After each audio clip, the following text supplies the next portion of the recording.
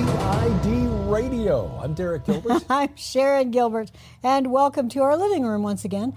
We are inside, enjoying having the dogs right here with us. Grace and Glory have decided that they want to be part of PID Radio. They can pee into darkness.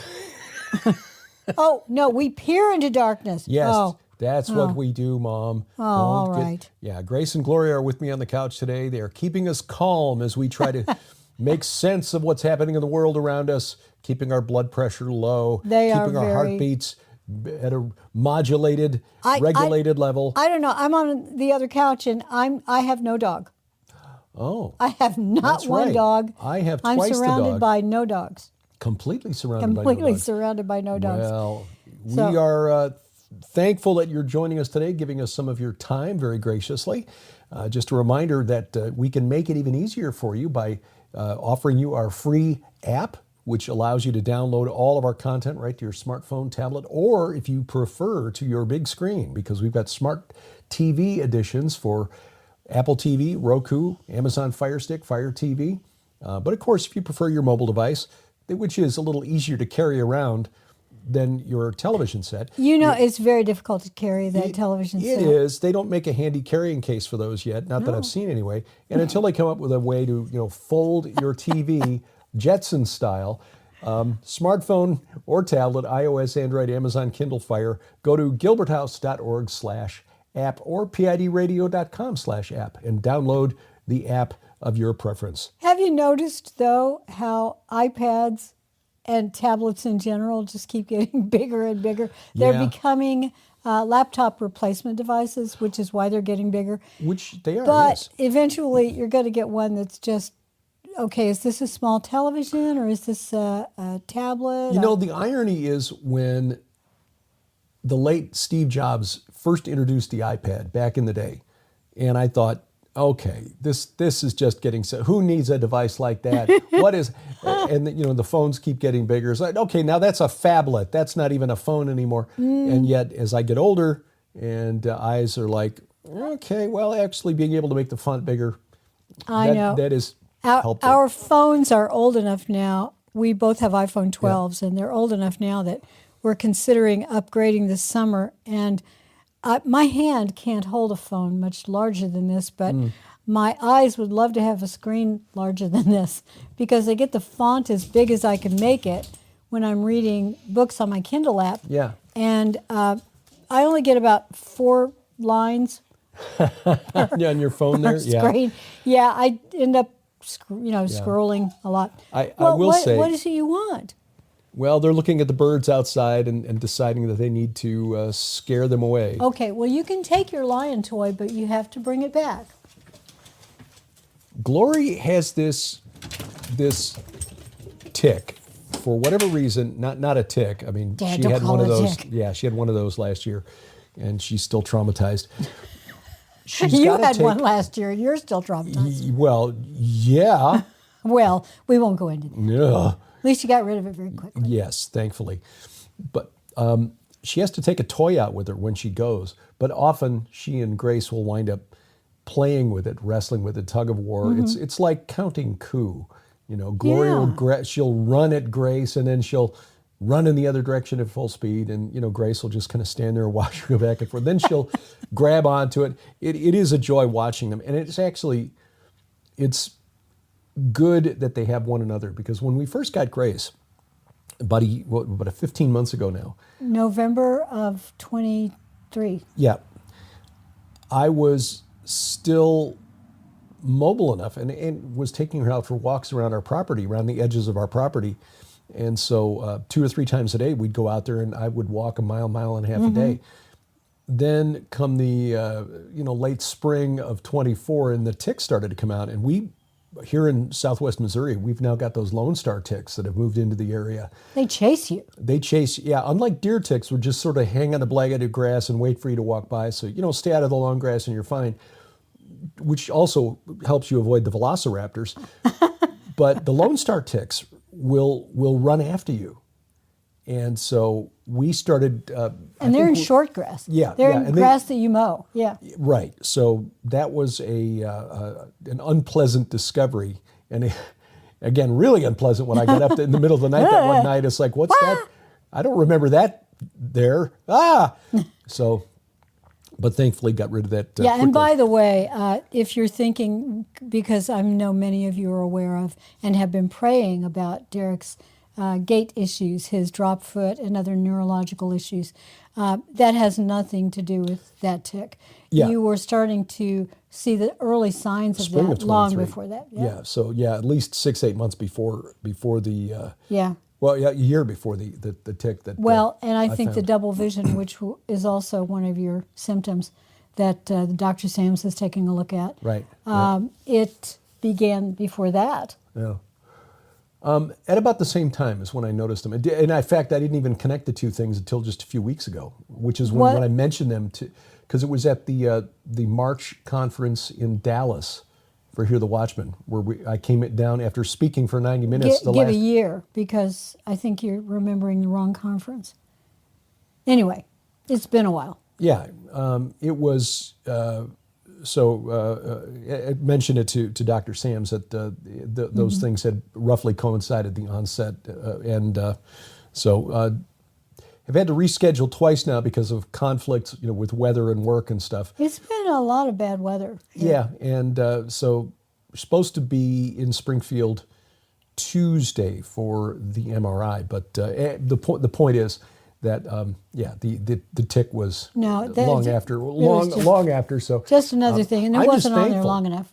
There was no indication of. The thing that's really nasty about those Lone Star ticks is they can pass along to you a protein that causes you to have a bad allergic reaction to red meat, to beef. Yeah. And we've got, a neighbor up the road who's got a small cattle operation and feeds some of those cattle on hay from our property. So we get nice, clean beef from him. He doesn't use growth hormones, doesn't hit him up with a bunch of vaccines. Right. So we have a brand new freezer now in our garage. Yeah. And yes, it is. It's rated to go down to below 0 it goes down to degrees. 0 degrees Fahrenheit. Yeah. But even when it gets down As to far as the ambient temperature in the garage, around right? it, Yeah, in the garage. outdoors, because our garage is usually, even at its coldest outside, what got down to like 0 or 5 above last week, it was still above freezing in the garage. Oh, easily. So yeah.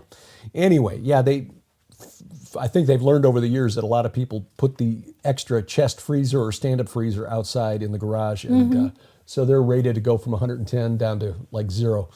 Anyway, when the other one died after 40 years of service, it was like a crime scene out there. I could hear taps playing Softly in the distance, yeah. Well, a lot going on this week that is just, heads are exploding around the world as the globalists are finding their agenda is being circumvented. And I know there are some people out there who are looking at this. It's like, oh, no, what Trump is doing is actually tricking us into bringing on the World Economic Forum. Okay, look, we know Elon Musk and the team that Trump brought into the White House to announce Project Stargate, they're technocrats. And and they're geeks, and they love to name things after geeky things. Science fiction stuff, yeah. Okay, so there are other implications to Stargate. Yes, Project Stargate was the remote viewing project at Stanford Research Institute conducted by the Defense Department. Yes, we've been doing this for a while. We're aware of this. And no, we are not in favor of these things. We're not saying these are good things. We're just saying, let's look big picture here. We're not given a spirit of fear. No. Okay?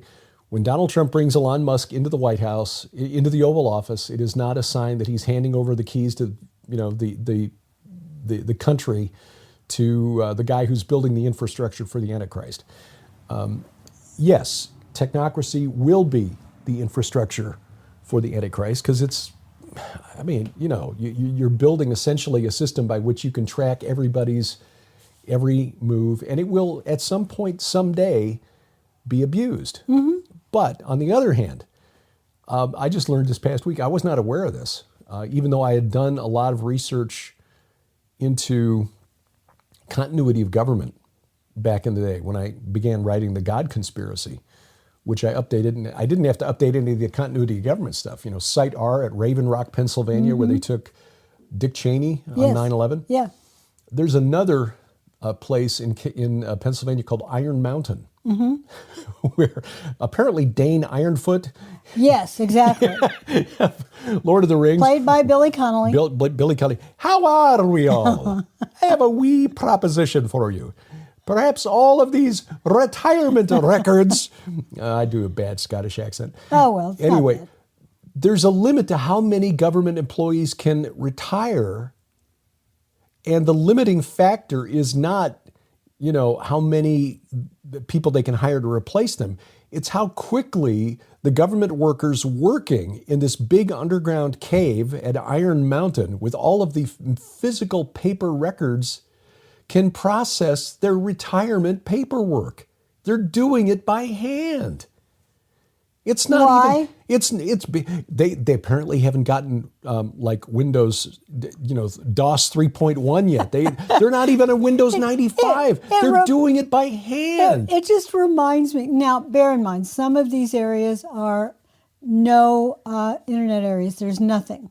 They are dead areas for cell phones, for internet, all of that. And there's a reason for it. Yeah. But it reminds me of an old Jack Benny sketch where he goes down to get something from Yes. the vault. And when it takes a lot of steps to get into it. And when he finally does, there's a guard on the inside who, Mr. It's where Benny, he keeps his money. Yes, Yeah. exactly. Yeah, The yeah. vault, he played a character, Jack Benny played a character named Jack Benny, believe it or not, who was extremely stingy. The fact is Jack Benny was very generous. Yeah. But he went down there and the guard, who won the election? And or who won the war? That's what it was. Who won the war? And this being recorded in the late 1940s, everyone would assume he was talking about World War II. No, he was asking about the Civil War, I The think. Revolution. Oh, that was the Revolution. It Revolution. went back that far? Yeah. So extremely funny. So the guys working in Iron Mountain. Yes. Who won the war? I thought about that same thing when I read this story this past week too. So I should have jumped to Jack Benny when you said Benny. But I said, Uncle Benny. That was what was it? A Limelighters Oh, or a no, song my gosh. or the Jack Benny. Derek Kingston and I, Trio. Derek Uncle and I Benny, have yeah. listened to so many Jack Benny sketches on long drives. Yeah. Yes. Makes that is really a way to make the miles hours go pass. by quickly. Oh, yeah. And where you once had radio drama, radio comedies like Jack Benny. We used to listen to a lot of The mysteries. Yours Like truly, Arch Obler. Johnny Dollar. Yeah. Well, that Arch America's Obler. fabulous freelance insurance investigator. Yes. Oh my gosh, that was hilarious. But Arch Obler. Arch Obler, yes. It is later than you think. Yes. But Only now he says you've it got much more slowly. But now you've got podcasts that'll do the same thing, and there are now people are bringing back radio drama and radio comedy. That's such a good So idea. just a little travel tip from the Gilberts. Where's your Load toy? up a bunch of podcast episodes, and in fact, you can go to archive.org and find yourself some of these old classic radio episodes. Jack Benny is hilarious. The writing, even 80, 90 years later in some cases, 'cause some of those episodes go back to the 1930s, are hilarious. And Mel Blanc. Yeah, Mel Blanc playing a regular character. He was, of course, the voice of the Warner Brothers Bugs Bunny cartoons for many, many years. Hi, Glory. So, yeah, it's a way to make the miles go by when you've got a long drive. You find yourself laughing or getting caught up in a storyline. But they're seriously, though, getting back to Iron Mountain, they are actually saying the holdup is because they have to go through paperwork to get literal paperwork. Right. They don't have computers at all. Well, no, they've got computers there. It's just the But they're systems. old Windows. The systems are so old that, and they're not networked with other computers. The other systems throughout the government don't talk to one another. Well, And this that is- was supposed to have been taken care of back in the Clinton era. Do you remember the whole, we're going to move everybody over to Macs, and we're going to make sure everybody is on the same system and talking to one another? Yeah. Well, apparently it never happened. No, and sadly, with Defense Department procurement, this can actually be deadly. I think I mentioned on a previous program that I knew a Marine Corps colonel who flew F-18s back in the 80s and 90s. And he said that one of the biggest causes of U.S. casualties in Gulf War I was not Saddam Hussein's army. They were poorly trained, badly equipped, had no motivation to fight for Saddam. A major source of the casualties was the fact that the Air Force computer systems and targeting systems weren't on the same system as the guys on the ground. So they weren't talking to each other. They couldn't identify U.S. Army or U.S. Marine units on the ground and assumed or thought, well, okay, they might be Iraqi, so I'll shoot them or I'll hit them with them, whatever. So that's the source of friendly fire incidents? Friendly fire incidents. Now, again, that may have changed over the last 35 years. I pray that it has. Well, I do know that during was it in the previous Trump administration, but recently there was a call for bids regarding a one-source provider for the military. And I think Microsoft won it. Yeah. And I think they canceled that now. They're going to farm it out to multiple providers. But yeah, well, that actually, okay. I can understand why they all need to talk to each other. Yeah. But if you hack one, you've hacked them all. If it's one source for storage that speaks to all of the computers. Yeah. That can be bad. Yeah. And sadly... Glory's trying to push me off the couch. Yeah. Thankfully, Grace is, well, since I've taken the pillows off the other end, she's now fine. What's interesting is that Iron Mountain location is in Butler County, Pennsylvania, which is where that rally back in July was held. Oh. Where Trump was targeted. Oh. But, yeah, this converted mine, I mean, you can understand why you'd want to find a place that is dry, cool, you're going to store paperwork long term. But this was something that came out at a press conference earlier this week. Elon Musk was talking about this, and he said, and sometimes the elevator breaks down and nobody can retire. Doesn't that sound crazy? Because the paperwork can't physically be transported down into the mine. Like, okay, now maybe he's exaggerating to make a point, but still, why isn't this paperwork digitized and then stored? Of course, you want a backup system where you've got redundancy and backup copies, but still. Yes. Now, you mentioned a few minutes ago the fact that in the past, and probably still, there are aspects of our military and also of our government that don't talk to one another very easily, not using the same systems. One of the stories that was coming out yesterday and has been repeated more so with more detail this morning is that Vladimir Zelensky is not happy that Trump wants to have a sit down with Putin and actually end the Ukraine war. Yeah. You would think he'd be delighted about that. Instead, Zelensky, who's very angry because yesterday a drone hit Chernobyl. Yeah, I saw that story and I flagged that. Set the top of the restrainment barrier, containment barrier on fire. That's a very expensive barrier. I've seen a documentary about how that was built. Yeah, I think you may have watched it too. It took forever to build it. And $1.6 billion. Exactly. Now, Zelensky is calling for a European army that won't need the U.S. to take out Putin. Well, you're going to run into, first of all, the idea of the EU having its own army is sort of frightening. But even if it did, and there's been a call for that in the past, the EU needs an actual army. That's what NATO's for, isn't it? No, you want a standing army that is answerable to which country? Yeah. And what will your communication network be? And how will you overcome the language barrier? And how will you overcome the design barrier of your various computers and planes and materiel for missiles and things like that. Well, presumably those are things that have already been addressed with They're all- NATO. All bought from the U.S. Well, exactly.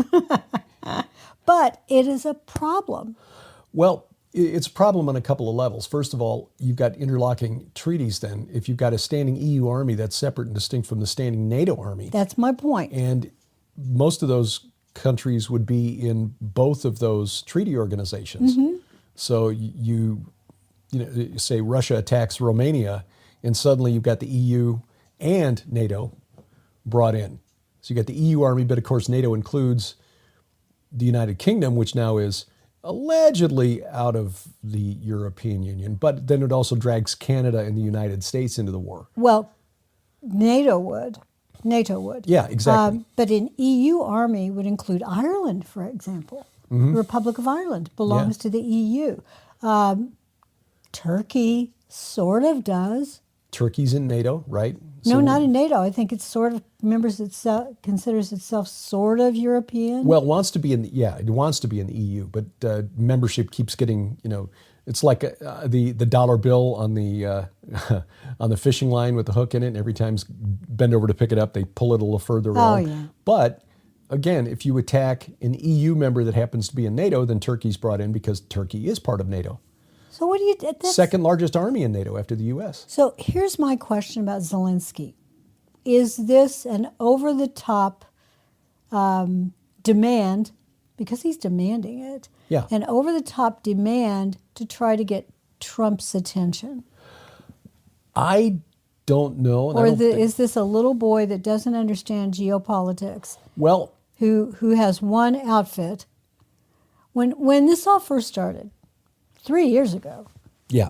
When this all first 3 years ago, February, yeah. Or is it 4? It's Three, a long time. 3. When it all began, I think many of us thought highly of Zelensky because even though his career prior to this had been as a comedian, and I've watched that show, he was not too bad, pretty good actor, comic show. Yeah. But in the show, he played a man who was thrust into the position as leader of the country. Right. And then suddenly he becomes leader of the country. And all of this follows what many think is the illegal expulsion of a democratically elected leader in 2014, 2016? Yeah, 2014. And the United States has been meddling in Ukraine for a long time.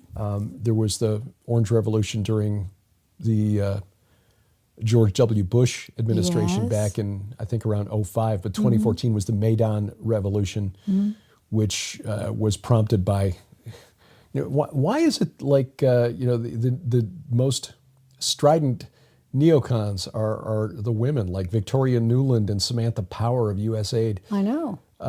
Nuland, who very famously got caught by the Russians telling a European colleague exactly who we were going to install, we, the United States, was going to install as the next ruler of Ukraine, and basically said, F the EU. And, yeah. The president who was forced out by the Maidan Revolution was pro-Russian.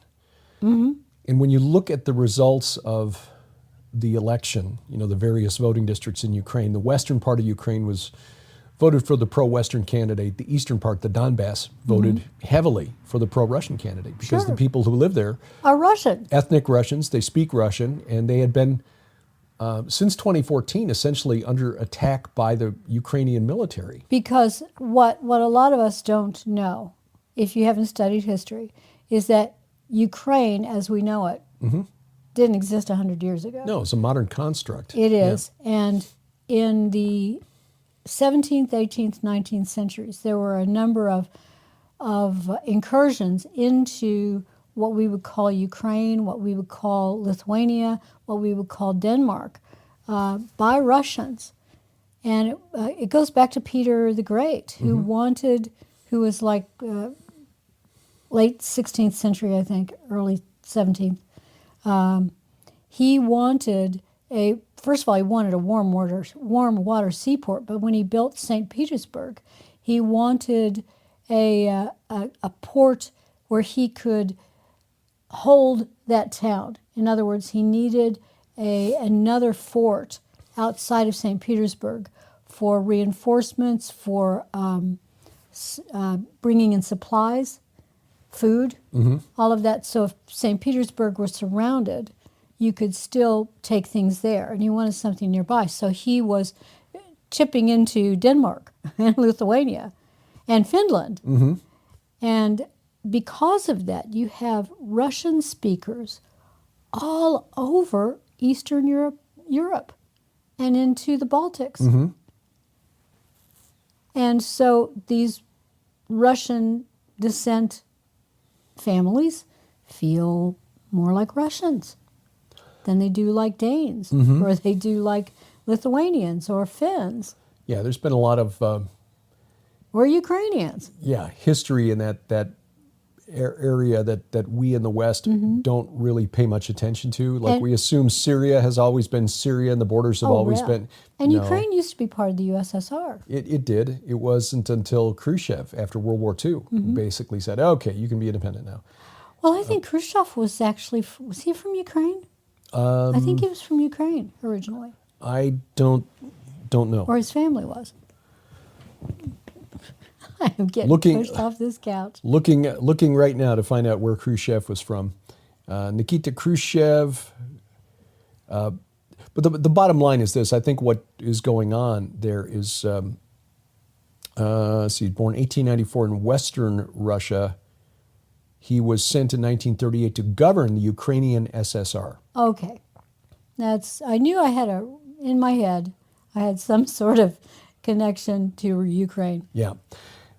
So anyway, Trump had a phone call earlier this week with Vladimir Putin and said that afterward that it was a very good, productive call, and he thought that they would be able to negotiate an end to the war in Russia very quickly. And I'm going to communicate that to President Zelensky, who I am calling right now. And then later that day, I think this was Monday, Zelensky's office confirmed that he and Trump spoke for about an hour. Later, it was announced that Trump and Putin had agreed to meet, and that in fact China had now extended an offer to host the summit between Trump and Putin, Well, that's interesting. but not Zelensky. Zelensky was not invited. So I think Zelensky is trying to make sure that he gets a seat at the table. He is finally, Zelensky that is, has finally said, okay, yeah, I think we can agree to give up some territory. The Secretary of Defense now, Pete Hegseth, has said that, yeah, there's no chance of Ukraine going back to the pre-2014 borders. If they had negotiated back in 2022, which was the original intent, they were going to sit down that spring after, 4 or 6 weeks of war and negotiate. I remember that, yes. Yeah, and Boris Johnson, then the Prime Minister of the UK, went over there and kind of twisted Zelensky's arm. Yes, he and got did. him to walk away. He did. And Yeah. you have to ask, why? Why? Why is the UK such a warmongering government? Right. Regardless of who's in charge. Right. So that led to this war continuing for the last 3 years, and thousands of people on both sides losing their lives, lots of destruction to the power grid in Ukraine. Why do they not want the war to end? Why did the Biden administration try to get the Ukrainians to lower the age of conscription, to lower the age of the draft from 25 to 18? Ukrainians don't want to do it because they see what's happening. They're losing a huge percentage of the soldiers who get sent to the front lines, and they're afraid if they send those 18 to 24-year-old men, suddenly they're going to be without the next generation because you don't have anybody there to make babies. So, Or to vote. or well, maybe that, but certainly you're looking at a lost generation when you take out half of the equation you need to create the next generation. Well, I imagine our very intelligent listeners, when I asked why would the UK be such a warmongering government, they're probably all going, well, it's money. And there's a lot to be said for that. Little Orphan Annie, Daddy Warbucks. Warbucks. Yep, He yep, was yep. called that because those who make the material used in war, Right. tanks and missiles and bullets, make a lot of money when our government sends money over to buy those things, Yeah. or when we just directly send them. Either way, the money comes back into those pockets. Right. When we send money to Ukraine or Israel or Saudi Arabia, Egypt, wherever, for military aid, it doesn't go into the pockets of the people in that nation. It usually gets turned around. Well, not all of it. Not all of it. Yeah, there's a lot of Ukrainian generals driving really nice cars, we have read. Yeah. Anyway, a lot of that money comes back to arms manufacturers here in the United States. But, I was just going to say, do you think that the Biden administration, at the very least, used that to claim they've created jobs? Oh, look, the economy's so much better now that we've given, $100 billion to Ukraine. yeah, well, I just created 100,000 jobs. yeah. Here's the thing, though, and this may be another reason that Trump is trying to do two things. Well, we really need to take a break, but I've got an article here I think it's very interesting that may shed some light on two reasons that Donald Trump wants to end this war and impose tariffs on material from other countries. And when we come back, we're going to have to dig into the theopolitics behind all of this. Amen to that. PID Radio continues right ahead.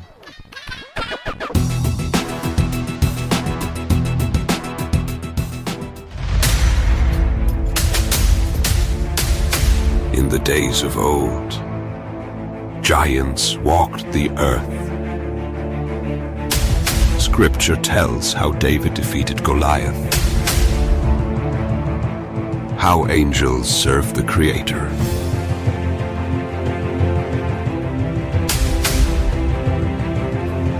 and how the serpent deceived God's image bearers. The prophecies foretold of a coming Savior, one that would reach across the veil and set the captives free. Featuring L.A. Mazzulli, It's a suicide mission by the fallen angels. Derek Gilbert, UFO true believers, the ancient aliens and prophets. Micah Van Huss So in the story of the giant of Kandahar, at the Mysteries of the Bible Verse event in Carmel, Indiana.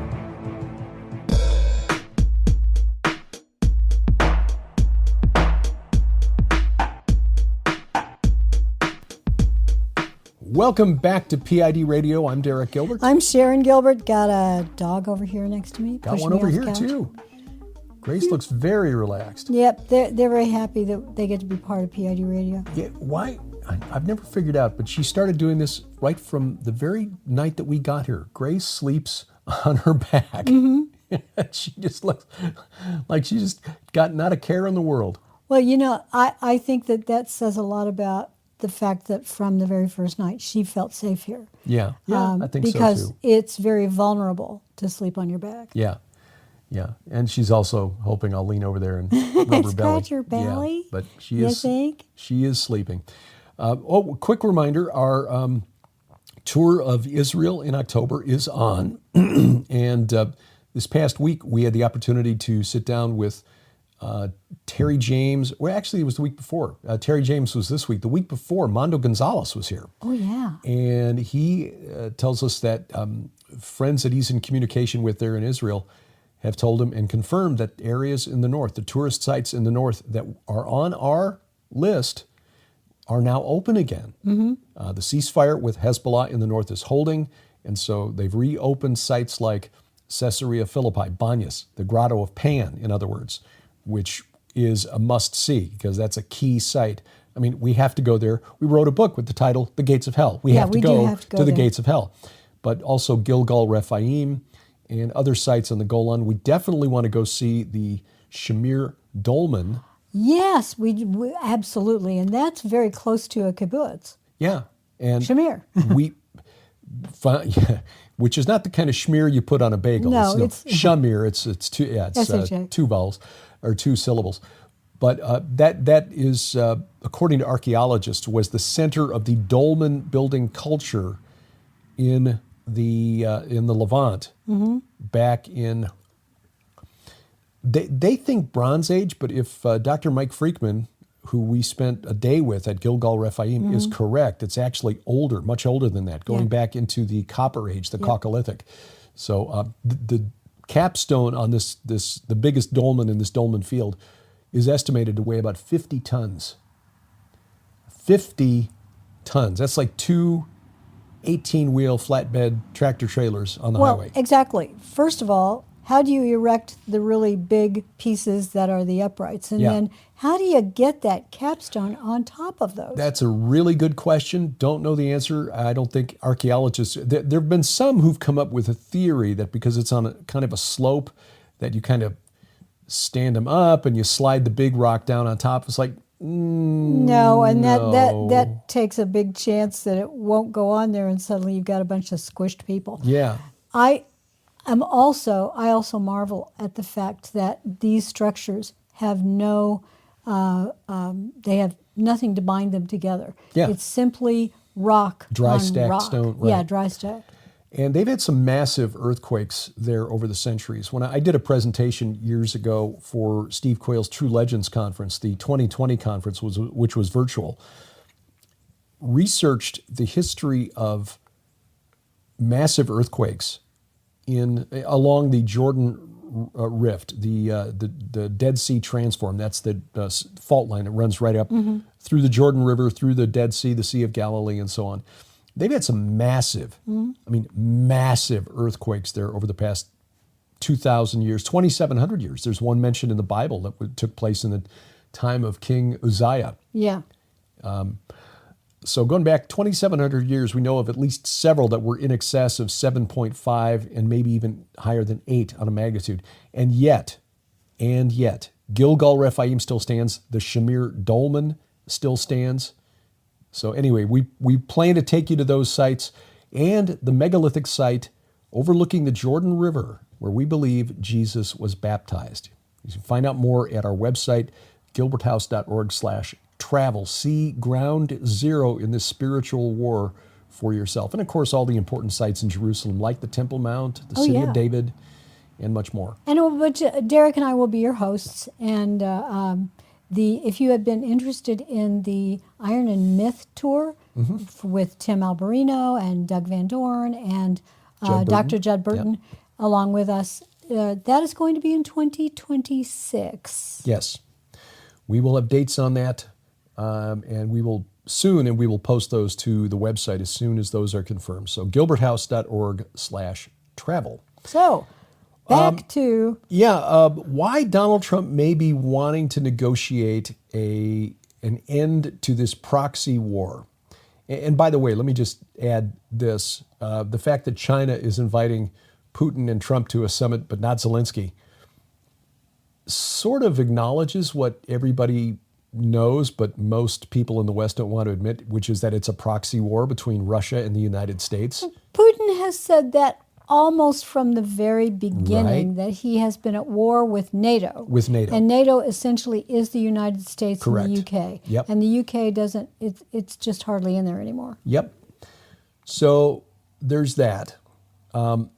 Here's the other thing, which most of us Americans don't want to acknowledge. Our economy, and I wrote about this in one of the books, the anthology collections that Tom Horn Defender Publishing put out a couple of years ago. We need to do another one of those books. Yeah. It's been a long time since Defender's done one of those. And it was about the economy, how Donald Trump was not going, and this was during the first Trump administration, how Trump was not going to save us. And it looked at the parallels between the United Kingdom's transformation from a global power in the 17th, first half of the 18th century, into a regional power at best by the time of World War I and World War II. They stopped making things and began investing and making their money through investing. Their banks were not investing in manufacturing. They were investing in other banks. in the Argentine and in tulips and stuff. That's what Actually, tulip bulbs were extremely expensive. Yeah. And there was this big speculative market built up on tulip bulbs, and the market crashed, and a lot of people went bankrupt. The same thing has happened in the United States over the past 100 years, where our banks no longer invest in companies or people who want to build companies and produce a product or provide a service. The bankers, for the most part, the big commercial and investment banks, are investing in investments. They're just shuffling paper around. We don't Like the people in Iron Mountain. Right. And they've realized, and this goes back to the post-World War II era, where we can make more money by shifting manufacturing from the United States to Japan, and then to China, and now to Bangladesh or Sri Lanka or wherever. Mexico, we just move it out of the United States because foreign workers get paid less, and the companies aren't bound by the same sort of environmental restrictions that we have here in the U.S. It's more expensive to make stuff overseas. However, there are consequences to this, and this is one that nobody wants to talk about. Even though the United States is ostensibly on the edges of this proxy war between NATO and Russia, we have burned through our weapons stockpiles at an alarming rate. Our military leaders are really, it's like we're running out of ammunition. We're running out of artillery shells. We're running out of rockets. We're dipping into stockpiles that were positioned, say, in the Middle East in case of a regional war. Yes, and to replace those not only takes time and money, it takes material. Right. It takes rare earth metals in some cases. But what it takes is factories. Yes. I mean, yes, and when it comes to electronics and things like this and some of the high-end precision-guided weapons, yes, rare earth metals are important. But also just bullets.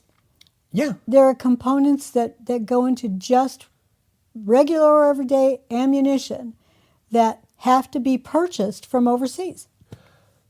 Yes, very true. But even just the basic skills, and I saw this to a limited degree when I was in outside sales for a company that sold structural steel 10 years ago. From 2011 to 2015, I covered the southern 2/3 of Illinois, which is a big area for coal mining and even oil exploration and drilling. And back in 2011, 2012, there were reports that had come out that the geology of southern Illinois is very much like the shale play in western North Dakota, the Bakken Formation. It's more expensive to extract the oil from shale than it is in Arabia, the Gulf states, where they drill down through sand and they get this really nice sweet oil that comes out. When you go into shale, I was told at the time it had to be above $80 a barrel for it to be profitable to drill a new well. But at the time, oil was going for 110, 115. So there were a lot of new wells being drilled in southern Illinois. And to drill a well, to make the equipment, you need a lot of steel. So our company was doing very well. The same was true with coal, as they'd come up with very efficient ways of getting coal out of the ground. So you're building a lot of machines to get the coal out of the ground, and then a lot of the ancillary industry. The point, though, was that they couldn't find enough guys who knew how to weld, enough machinists who knew how to run drill presses or just machining tools to machine the parts needed to build this equipment. And they were having to train guys to do it. And they were having some success doing it. But it really required having to almost build the industry from the ground up, rather than depending on companies in places like, the UK was making a lot of the big mining equipment at the time. But to make this stuff from China and bring it in from China not something that these guys wanted to do. When I was in high school, it was not unusual at all for at least half, if not more than the class, the percentage of my graduating class, to go into some sort of manufacturing job. The girls would often become secretaries, or they would be nurses, or they would be not that that's manufacturing, but I mean there was specific job that they could learn how to do in a very short period of time. In fact, in the senior class, there, and even in the junior class level, there were courses taught to men, the young boys and the girls, that would give them a job when they graduated. Yeah. They wouldn't have to go to college at all. But today, almost every child expects to go to college. Right. You can get a loan. Hey, no problem. Okay, it'll be tough to pay it back, but I can get a loan, and Yeah. I can go to college, and I can study folklore or whatever, and come out or political science. Yeah. And come out and not have a job. Low percentage rate interest, and hey, if you don't have a job, you can just get your payments deferred. Yeah. Now we'll keep adding up the interest so that you should have been paying and that stacking it on top. $40,000 that you borrowed originally will become $400,000 by Right. the time you keep Yeah. deferring it over and over and Because over you again. can't discharge it through, except in very rare circumstances, you cannot discharge it through a bankruptcy. Right. So, So I guess my point is, not everyone should go to college exactly. because college doesn't prepare you for real world jobs like welding and draftsmen. electricians, Electricians, HVAC yeah. contractors, mechanics. The individuals who work in industry, Mm-hmm. making widgets, designing widgets, Right. they don't have to have a college degree. You can become a draftsman at a 2-year school. Yeah. This is something that if you've got a child or a grandkid who is in high school trying to figure out a career path, I saw a study years ago that really resonated with me because our daughter at the time was trying to figure out her path. She went the 2-year college route, and she paid made a her career. own way. Yeah, and she's made a good career for herself in the service industry.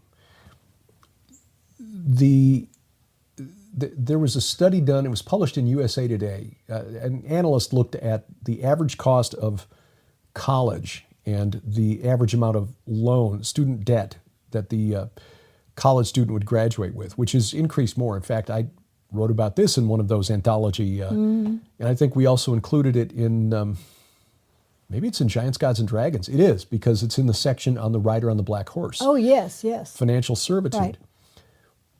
Where students were coming out with an average at the time of $25,000 in debt. Now, when we wrote that chapter in this book, is about 3-4 years old now, and that was about $35,000 then. It's higher than that now. Even though your average college student with a bachelor's degree will start with a higher average salary than your average high school graduate, the fact that they've got to pay off that debt means that they start farther behind than the high school graduate. And because the high school graduate starts working 4 years earlier, Exactly. means that by the time they reach retirement age, the high school graduate financially is better off than the college graduate. Right. That is completely the opposite of what I was taught when I was a kid. Well, I think it was different back in the day because Yeah. the idea of easy money to get, getting a loan pretty easily, that didn't exist. Right. And When- giving loans to everybody and anybody. Yeah. Yeah. Which is what you just said. Yeah. Well, there was a time when it was primarily a family with some means, middle class family with the means to send you to Right, college. right. And if a loan was taken out, it was usually the parent who took out a small bank loan. Yeah. And then stepped the government, and everything changed. They distorted the market. Yeah, it's like anything else. When the government gets involved, it really distorts things. Yeah. But coming back to the point. Circling back. Here, the United States has been burning through its weapons stockpiles because we cannot make artillery shells, bullets, tanks, armored personnel carriers as quickly as we used to. And even though we've got a GDP that's 15 times larger than Russia, because it still has an industrial sector, has been able to continue supplying its forces on the ground in Ukraine with the shells and the bullets needed. China has an industrial sector. China has an industrial sector. In fact, China is acquiring weapons at a rate 5 to 6 times faster than that of the United States. Experts are saying that if there is a conflict over Taiwan, which, as our friend Lieutenant Colonel Robert McGinnis has been saying, is probably going to happen sooner rather than later, especially looking at China's demographic shift, because they had so many decades of a one-child policy to try to slow the growth of. Now they're suddenly their population curve is trending in the wrong direction. Right. They're at 1.4 billion now. Even their own estimates say they're probably going to be down to 800 million, maybe as low as 500 million by the end of this century, meaning not nearly as many soldiers. That army of 200 million, they've only got 2.5 million soldiers, but they're never going to get to. China is not the 200 million army that crosses the Euphrates. That's a spiritual army, which takes us to the theopolitics. You had another point? Yeah, another point here, yes. Okay, the United States didn't realize you had another point. The United States, according to experts running the wargaming, if something breaks out with Taiwan, the U.S. would run out of essential munitions within a week. Oh, yeah. Within a week. We cannot make it because we don't have the industrial capacity here anymore. We not only have been sending money and material over to Ukraine, as well as quote-unquote advisors, but we've also been sending a lot of things, especially now, to Israel, because Israel does need it. Their Iron Dome system, it only works as long as there's actual shells that they can load into that system to rockets to go up against what's ever incoming. If it's empty, there's nothing. However, they do have, and I think that they've started using this on the field. They have laser versions of those. They're testing it out, yeah. But the question is, laser does require a power source. Right. So how are you going to do that? Well, that's a really good question. There are a number of answers to that none of which, the same holds true with how we're going to power all the AI data centers and processing centers. Before Biden went out of office, he signed that executive order for, I can't even remember the ridiculous amount of money that was to be spent on data centers and a power grid. Yeah. Nuclear power is coming back. Oh, guess what? Coal is making a comeback too. Yeah. Reality is setting back in. But the bottom line is that the United States, this is why Donald Trump is imposing tariffs on things like steel imports. It's not because he's trying to protect buddies in the steel industry. It's because if you're not making steel, you cannot make things from steel. You're depending on imports. And maybe, China doesn't want to send us steel for us to make things that we're going to use as weapons against China. Might be able to get some from Mexico. Mexico doesn't have any steel capacity that I'm aware of. Pemex? Oh, you sold to Pemex. That's right. You didn't buy from them. Right. Pemex is their oil company. Oh, yeah, that's right. You sold to them. Yeah. So now U.S. Steel, Nippon Steel from Japan wanted to invest in U.S. Steel and refurbish that. And Biden stepped in and said, nope, can't do that. I don't know what Trump's attitude on that is going to be. But anyway, the point is that we need to start making more steel. And a lot of our domestic steel production for structural steel, that is domestic. But there are specialty types of steel. Even back in the 90s when I was selling steel piping for power plants, we don't make those kind of pipes here. That was coming from France, from Germany, from the Czech Republic.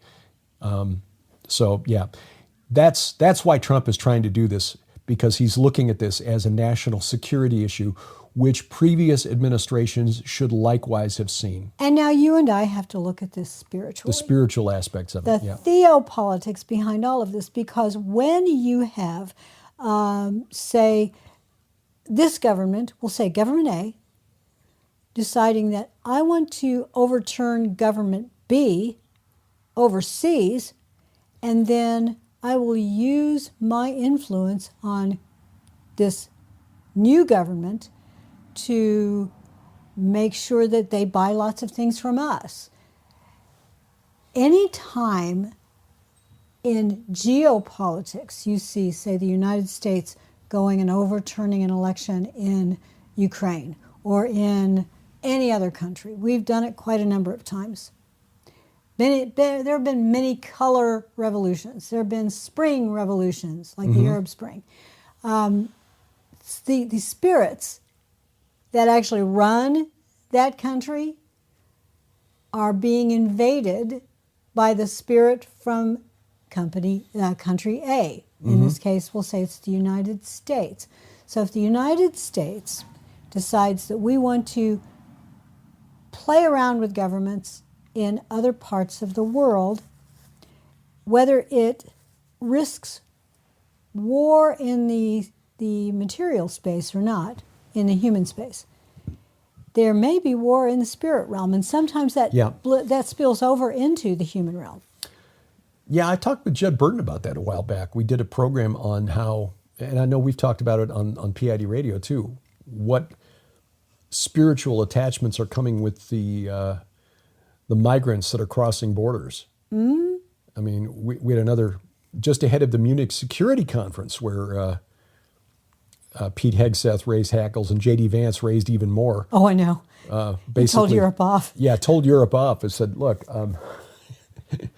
He told the world off in Paris. Yeah. At that AI conference? Yeah. Said, look, y'all have let tens of millions of invaders who do not want to assimilate into your countries, and now you're reaping what you've sown here. But it's not just and it is in large measure because of the spiritual attachments. What God do they serve? And if you are the representative, an army, or a diplomatic contingency from the United States going into another country and trying to covertly or overtly overturn a government, that government was put in by a certain spirit. I think that one of when Jesus was asked, what will be the signs of your coming and of the end of the age? The Lord told his disciples that there would be earthquakes and signs in the heavens. I think that some of this may be a consequence, these earthquakes and signs in the heavens, are consequences of spiritual warfare. Yeah, that was one of the interesting things that I noticed when researching that presentation for the True Legends Conference, was that several of the really intense and devastating earthquakes in the Middle East took place in the 12th century AD, which was just when the Crusades were entering it. And I know that most of us in the West have been taught that the Crusades were this evil dominionist plan by the Vatican to, conquer the world for, Jesus, which of course is not a thing. Really, it was a very delayed response to 400 years of Islamic conquest, where most of Christendom had been overrun by Islamic armies. Now, yes, there were excesses, there were abuses, there were people who took advantage of it, soldiers who, for example, the sack of Constantinople. We're going to sack these Eastern Christians, and we're going to sack these Jewish cities, and they're infidels anyway because they don't. All right, yeah, we get that, we understand that. But there was something more going on in the spirit realm, and there were some massive earthquakes that took place while those battles were going on in the Holy Land. Napoleon. Yeah. It's a human consequence of spiritual warfare. That's my belief. Crimean War, same thing. World War I and Boer War in South 1, Africa, 2, and 3 in Africa, and there may have even been a fourth one. World War I, same thing. The interbellum period between 1 and 2. 2 is just World War I was just the extenuation of the Crimean War. Yeah. World War II is just 1 again. And 3 is just going to be won again. And there was war that continued in between those periods. We forget about the Spanish Civil War that brought the fascists under Franco to power. Exactly. Yeah. Exactly. In fact, there were a lot of Brits and other countries, young men who volunteered to fight. Right. To... a lot of war in the 1930s. Mm-hmm. Japan invading China, Italy invading North Africa. Right. Yeah, a lot of stuff we going think on. somehow that it's punctuated equilibrium, that Yeah. there's a peaceful period, and then we get this boom war again, Right. and then another peace. No. On this It's date. constant war, and Yeah. it's getting more and more and more involving the entire world. I think Right. that the earthquakes in diverse places and wars and rumors of wars that the Lord warned us about, that signs in the heavens, I think all of these are consequences of spiritual warfare. Mm-hmm. And it is not only his warriors battling against the fallen realm, it's the fallen realm fighting within themselves. Yeah. And because we see into that realm imperfectly. Very imperfectly. It's very difficult to determine what exactly is going on there. So just understand that when we're looking at this, we are just seeing the shadows reflected on the wall. What is it is it Plato's cave or Socrates? I forget because I've not read Greek philosophy. That, guy in a cave, you're just seeing the shadows of people walking by outside and trying to determine what are those things moving along against the wall. Yeah. Yeah. Anyway, we're seeing. Let's use Paul's metaphor. We're looking into a mirror in a darkened room and trying to make sense of it. Mm-hmm. But the bottom line is we're not given a spirit of fear. Just keep coming back to Psalm 2. Why do the nations rage and imagine a vain thing? Well, yes. And I will also say that many of us who love Bible prophecy, who love the Bible, we believe that there is coming a day when the final 7 years of the world as we understand it, before Christ's return to Jerusalem to be king, that final 7-year period is very close. Yeah. And so it's tempting to try to pin the horns on the pin the Antichrist. horns on the Antichrist. Right. Instead of looking for the Antichrist, the disciples didn't ask, what are the signs of the Antichrist coming? Right. They said, what is the sign of your coming and of Right. the end of the age? They understood that an end of the age was coming. They understood that he was returning, which was an interesting question of your coming. He's alive and he's sitting there with you. Mm-hmm. So something was tickling in their brains, the Holy Spirit perhaps prompting the question so that we could get the answer, that we could look forward to and try to discern that we should be looking for him, for signs of his return. Yeah. And that glorious hope that we all have, that is the most wonderful thing ever. You and I do believe that there is a pre-trib rapture. Not all of you do believe that. I understand that. And we do not seek disfellowship with anyone who espouses another view. We have friends who are preterists, who are partial preterists, some who are amillennialists, some who are pre-trib, some who are mid, some who are post, some who don't believe in a... that's pretty much mid. Some who just don't believe that there's a rapture at all. That's okay, as long as you believe in Jesus Christ, fully God, fully human, born of a virgin, died on the cross, rose again 3 days later, went up to the Father, is coming again, those basic things, then we're all part of the same body. Right. Let's stop trying to devour one another. Yeah. I've been trying to get better about that, and I made a decision over the last couple of days because I realized, as I was looking at certain social media sites and looking at posts espousing views with which I disagree.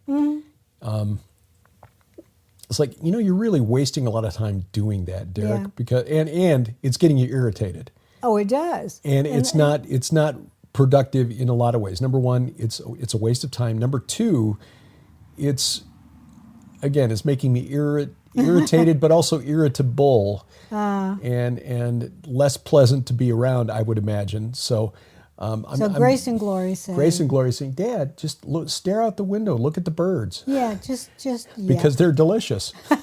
Oh gosh. So anyway, it's just going to set that aside and try to be better about that. And it's like, look, if you've got a view where, well, I'm not even going to, because I don't want to throw anybody under the bus. Well, it's exactly. Just try to take Jesus at his word. When we start seeing these things, it's like, look he's told us these things were coming, but he didn't say, then freak out, go on social media and tell everyone else to freak out. No, look up, because redemption is getting close.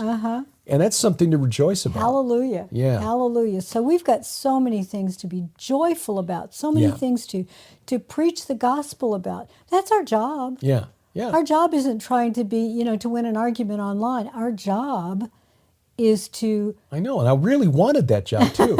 I know. Many of us do. Our job is to lift up Christ. Yeah. Yes. Crucified, risen, and coming again. Right. So, yes, we're living in a world where, like Madge in the old Palmolive commercials, you're soaking in it. Yes, we're soaking in a world of pagan imagery. Hey, guess what? That's what you're going to get if you're going to watch the Super Bowl. That's what you're going to get when you watch... Well, and if you go popular on social entertainment, media, you get a lot of it too. So, Yep. So just understand. Yeah, just be aware that it's there, acknowledge it, recognize it, and We'll all go live under Iron Mountain. But yeah, that's right. They'll never get down there. But remember, as the psalmist wrote, "He who sits in the heavens laughs; the Lord holds them in derision."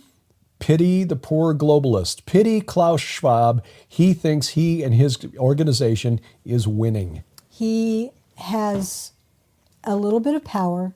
Those 10 kings. For now. Those Yes. 10 kings. Right. Who are probably spirits. Yes, I agree. But all of this power is very fleeting. Yep. They think they're winning. They have no clue. Exactly. Well, we got a question to answer, and Oh. it actually kind of relates to what's going on in the world around us. Does it really? This is from Dusty. Hi, Dusty. And he said, "Good morning to all. My question is this. Brother Hubert," I know Hubert. He or sends she. me, Could be a she. That's true. I had a friend in it high could school be. named Dusty. Could be. Dusty Springfield, Yeah. popular singer back in the 60s. Brother Hubert and I have just been talking about the Star Trek TV series. To begin with, I refuse to watch the newer Star Trek and movies. Spot on. Yes, totally agree. I will say season 3 of Picard was fun because it was full of memory type stuff. The old Star Trek crew of the Picard era was back together. And I am a distant cousin, by the way, of Jonathan Frakes. Yeah, that's true. So I am number one of a sort. Anyway, but You yeah, know what I the newer, that's all that matters. But yeah, the Star Trek Discovery, that's right out. Do you feel that watching the old Star Trek series is dangerous to watch? I'm one of those people who can separate the bad from the good, but the scriptures about having a light, but then the scriptures about light having no room with darkness. I would say, well, what do you think? I would say, and this is why you and I call this Peering into Darkness, PID Radio, because you and I will often watch programs that other Christians would never watch because it's science fiction or it's sci-fantasy or it's got inappropriate, scenes in it. A lot of times those contain the real nuggets of the predictive programming. Right. And we want to see that predictive programming because you need a good biblical foundation to recognize the enemy's wiles within the storytelling. Yeah. And young people who don't have that foundation, they will get swept away. Yeah, I agree. And we've talked about a number of those programs here in the past. We've even done episodes of Unraveling Revelation, for example, on the Godzilla King of the Monsters movie, I should say, but the new MonsterVerse series of movies as a whole, and looking at the religious messaging in them. The Titans. Yeah. Godzilla is now king of the Titans. Oh, okay, that would be Kronos, who is Shemiyaza, leader of the sons of God from Genesis 6. Interesting. So if you're looking at those things, Dusty, and using them as teaching moments, for example, there was an episode, Who Mourns for Adonai? Oh, yeah. Where the Greek gods, I think it's Adonis. Is the title. they spelled it Adonais, Adonais. Oh! It's the poem. Yeah, Who mourns for Adonais? yeah. Adonais and Adonis are two different, or maybe they'll be the same. I don't but know. It's But the one anyway- who was killed by the goddess because he was so pretty and he. Yeah, Adonis. Yeah. Yeah. It depicts the Greek gods as entities, basically ancient aliens kind of thing. And you can look at that then and say to your kids or grandkids, if they've never seen the original Star Trek series, there's also a very prominent You want to go outside? religious theme in Star Trek Deep Space Nine, Oh, yeah. which probably is connected to Gene Roddenberry's participation in a group called the Round Table, which was Right. led by a CIA contractor, Andrea Puharich. I write about this in Destination Earth. They were contacted, they thought, by a group of entities that claimed they were in orbit around the Earth, called themselves the Nine, and eventually, over the years, they revealed that they were actually the 9 gods of the Egyptian pantheon called the Aeneid, which was the pantheon that was worshipped at Heliopolis. Roddenberry, I don't think, called it Deep Space Nine coincidentally, but Commander Sisko, who was the main character on Deep Space Nine, he played the commander of the space station, was recognized as the emissary by the people of the planet that the space station was orbiting. So anyway, you can recognize those things and use them as teachable moments to your kids and grandkids. Like, again, the Godzilla movies. Yeah. Okay, why do they call them the Titans? Well, because they're just really big. No. Here's what the Titans. Who yeah. the Titans were. And you never know when you may have the opportunity to share Right. the Lord with someone, starting with Star Trek. You Yeah. just never know. Adonais, by the way, it was really familiar to me because it's a Percy Bysshe Shelley poem, and it is a pastoral poem, so to speak. Oftentimes those things get into bringing in the Roman and Greek gods Gotcha. and goddesses, and in this case, it's reflecting the idea of mourning for Keats with the mourning for Adonis, which is very similar to mourning for Dumuzi and Tammuz. Yeah. The dying rising and and dying god. Yeah, there's a pool of water in Greece, I think, that I think it's in Greece, but it turns red at a certain time of the year. And It's in Lebanon. Okay, that's right. That is a supposed to river- be where he died. A stream in Lebanon. Yeah, in it's the supposed to be where spring. he Right, died, right. and it is that like he's dying again, and Yep. they mourn for him, they bake cakes for him, the same way they did for Dumuzi. Yeah, not surprisingly, when you understand the way the history of the ancient Near East has gone, that the Greek religion was rooted in the Levant, in Yes. Lebanon and in Israel. Well, because the Amorites became the Greeks. Very likely, but there's certainly, at the very least, there was a lot of interaction between them. The Hivites, or Hivites, Hivites. Joshua did battle with the Hivites in the vicinity of Mount Hermon, actually. A scholar whose name I'm going to forget now, a woman who's written a lot about the Hittites, wrote a paper on this and showed that the Hivites were the Mycenaean Greeks. They were the Ahiyawa of the Hittite language, the Luvian language, and transliterated into Hebrew. Ahiyawa, you drop off the I, and then you've got Hayawa, which then becomes Hivite And in you got Hebrew. Phoenicia that established Carthage, that Yeah. established Malta.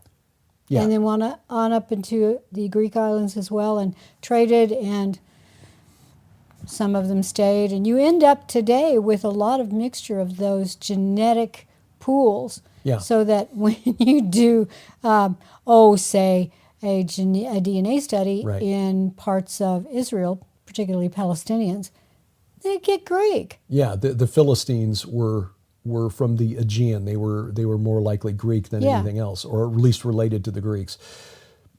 So yeah, Zeus, just Baal by a different name, and it's not surprising because they were in the Holy Land Yeah. in the time of the patriarchs. So anyway, so yeah, Dusty, good question.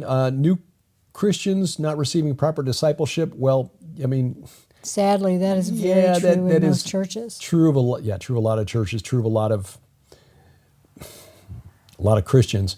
So short of shutting them off from all pop culture, I don't see any way around that. But as a more mature Christian, if you can use these as hey, we notice that they've got these themes in the Star Wars, Star Trek. Well, it's why you and I write the books we do. Giants, Yep. Gods, and Dragons was titled that to help young kids, especially your kids and grandkids, Yeah. to get excited about reading the Bible. Yeah. Job 41. Oh, that doesn't sound like a crocodile at all. No. That's a dragon. Yep. Yeah. Well, there's a lot going on in the months ahead. We will not have a program next weekend because I'm going to be in Canada, going to Manitoba. We'll be in Canada for the 24/7 Men's Discipleship Weekend. The weather here may have some something to say about Well, we'll see about that. It's when supposed and to whether snow I on get there. Tuesday afternoon Yeah. and possibly affect a very early Wednesday morning departure. We'll see. Yeah. We'll see. God is in control, and that's the thing. That's That's what it. I've I'm had not to sort of allow the Lord to, okay, Lord, I'll let you have this one. As if I have any power over that. Yeah. It's just my taking my worries and putting them on Him, which then suddenly the worry's gone because His yoke is so light.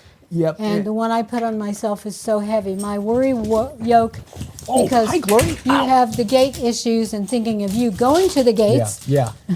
Come on. The gates of United. I know. I'm going to let them out in the back so that they will be. Yeah, they've gone from napping, which is basically their way of saying you've exceeded your allotted runtime for this podcast. We have a number of other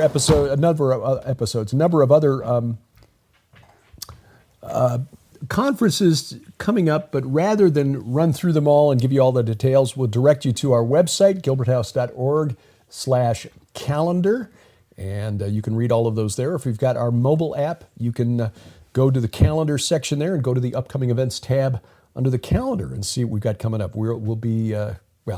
Also, while you're at the website, gilberthouse.org/store, Oh, yeah. will lead you to many links that will take you to places where you can buy our books and DVD streaming, you can kind of call it that. Derek and I no longer ship physical products from our barn because we discovered that was taking way too much time away from things that we needed to do for writing and research. So we now are sending you to Amazon and places like that. But we've got streaming. We do, and streaming video at gilberthouse.org/video.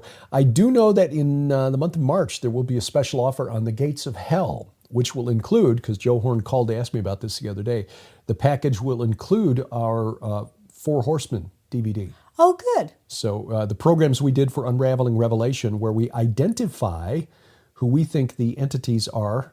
He should include what lies beneath, too. Yeah, well, I don't know what else is going in there. He just wanted to make sure he wasn't going to sell off DVDs that we paid for.